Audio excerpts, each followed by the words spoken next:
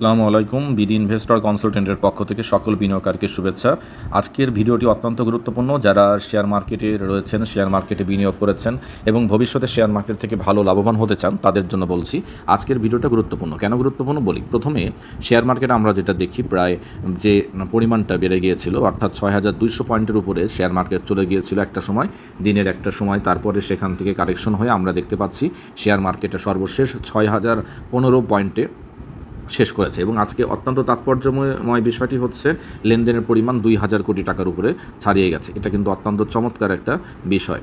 এবার আমরা যে বিষয়টি নিয়ে কথা বলবো, দেখেন এবার আজকে শেয়ার মার্কেটে একটা বিষয় ঘটেছে, যেটা প্রথম দিকে অনেক কোম্পানি পজিটিভ ছিল, কিন্তু শেষের দিকে দেখা যাচ্ছে ১২টা ১২:৩০ থেকে বা তারপরে দেখা যাচ্ছে যে ১২:৩০ থেকে বাজারে অনেকটা নিচের দিকে আপনার এসেছে এবং অনেক কোম্পানি লসে হয়েছে বা নেগেটিভ হয়েছে। এর কারণগুলো কী কারণে হয়েছে সবগুলো নিয়ে আলোচনায় আসবো। সেই আলোচনার পূর্বে প্রথমে চলে যাব আমরা ঢাকা স্টক এক্সচেঞ্জের যে সমন্বিত ইন্ডেক্স ডিএসই এক্স, এইটা নিয়ে আমরা একটু আপনাদের কাছে কথা বলবো।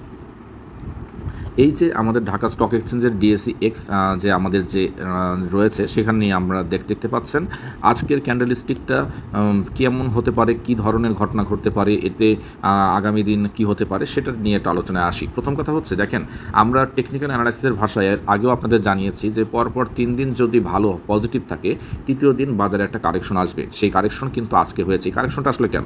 কারেকশনের মূল কারণটা হচ্ছে, যদি মনে করুন যে আজ থেকে 3 দিন আগে বা 4 দিন আগে, অর্থাৎ আপনারা যদি দেখার চেষ্টা করেন আজ থেকে 4 দিন আগে 7 আগস্ট বা আপনার যদি বলেন যে 6 আগস্ট যে বাজার যে শুরু হয়েছিল, সেখানে ৫,২৩১ পয়েন্টে বাজার ছিল।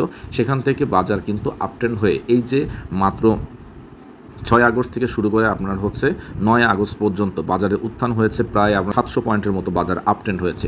এখন এই 700 পয়েন্টের মতো আপট্রেন্ডের মধ্যে যারা 6 তারিখে 6 আগস্ট অথবা যারা আপনার 7 আগস্ট শেয়ারগুলো কিনেছিলেন, আপনারা দেখতে পাচ্ছেন 6 আগস্ট বা 7 আগস্ট তারা কিনেছিলেন, তারা কিন্তু যথারীতি একদিন পরে ধর ম্যাচুর হয়ে আজকে সেল দিতে পারবেন, বা 6 আগস্ট কিনেছিলেন তারা কিন্তু আজকে সেল করে প্রফিট তুলতে পারবেন। এবং এটাই হয়েছে আজকে শেয়ার বাজারে আপনার যেটা হয়েছে, সেটা হচ্ছে জনগণ প্রফিট টেক করেছে। এবং যে জনগণ প্রফিট টেক করার কারণে কিন্তু শেয়ার বাজারে আজকে এই ধরনের একটা বিষয়টা হয়েছে। এবং সেই কারণে যেটা হয়, যখন শেয়ার বাজার শুরু হয় এবং শুরু হয়ে প্রথম দিকে ৬,২১৬ পয়েন্টে বাজার চলে যায়, তারপরে যেটা হয় মাঝে একটা আপনার এর নিচেও একটা কিছুটা বাজার ছিল, যেটা হচ্ছে ৫,৮৭১ পয়েন্টও বাজার নেমেছিল। তারপর থেকে আবার উঠে বাজার যেটা হয়, সেখান থেকে আবার উঠে আপনার বাজার একটা জিনিস শেষ করে। এখানে একটা বিষয়টা হলো, দেখেন মূলত ব্যাপারটা হচ্ছে এটাকে ইনভার্টেড হ্যামারের মতো একটা জিনিস তৈরি হয়েছে, অথবা আমরা এটাকে বলতে পারি যেটা উপরের দিকে এই যে ক্যান্ডেলস্টিকটা তৈরি হয়েছে, উপরের দিকে সলতেটা বেশি, অর্থাৎ শেয়ার বাজারে একটা কারেকশন কিন্তু অলরেডি আজকে হয়ে গেছে।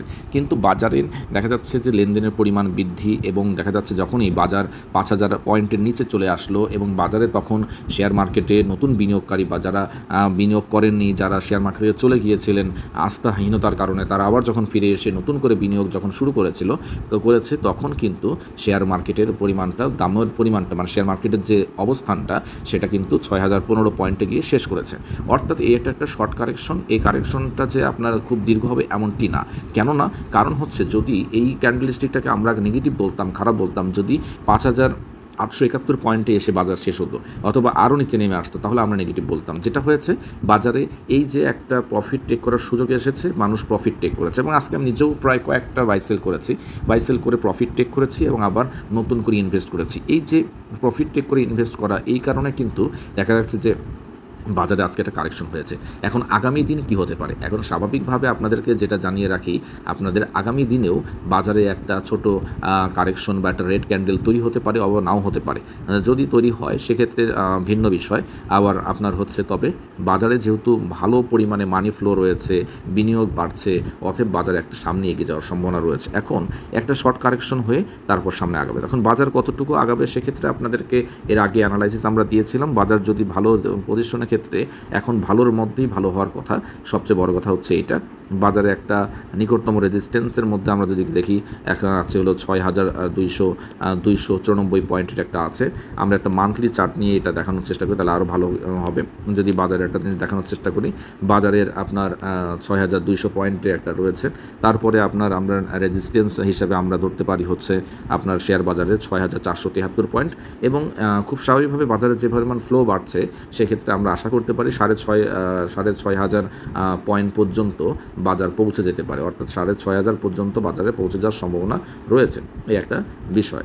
আচ্ছা, এটাকে যদি আবার ওভারটেক করে সেক্ষেত্রে একটা কারেকশন হবে, কারেকশন হয়ে ওভারটেক করবে, তাহলে বাজার দেখা যাচ্ছে যে সামনে 6,687 পয়েন্টে বা 76 পয়েন্টে চলে যেতে পারে, 6,676 পয়েন্ট, এবং সর্বোচ্চ আমরা যেটা মনে করবো যে বাজার 7,400 পয়েন্ট 410 পয়েন্টে পৌঁছে যাবে বা যেটা হয়েছে। এবং বাজারে আমরা আশা করবো যে বাজারে নতুন বিনিয়োগের পরে আমাদের শেয়ার বাজার বর্তমানে যেখানে অবস্থান করছে এখানে আর থাকবে না, এটা 10,000 পয়েন্টের কাছে চলে যাক, এটাই আমরা প্রত্যাশা করি।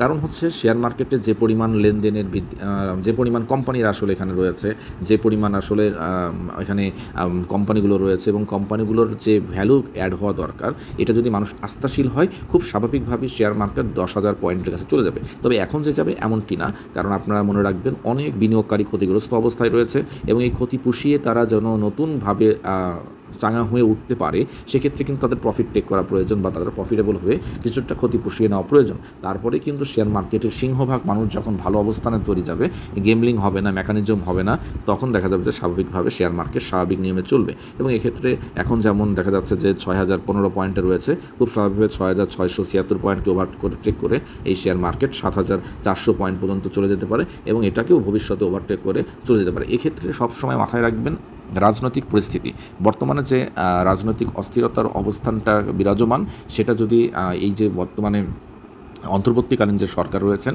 এই সরকার যদি খুব স্বাভাবিকভাবে একটা লং টার্ম, এটা 2 মাস 3 মাসের জন্য না, 2-3 বছরের জন্য যদি এই সরকার ক্ষমতায় থাকতে পারে অথবা এক্সিস্ট করে, তাহলে আপনারা দেখবেন যে 2 বছরের মধ্যে শেয়ার মার্কেট 10,000 পয়েন্টে চলে যাবে ইনশাআল্লাহ। এবং এই রকম ভালো হওয়ার প্রত্যাশা রেখে শেষ করছি আজকের মতো। আসসালামু আলাইকুম।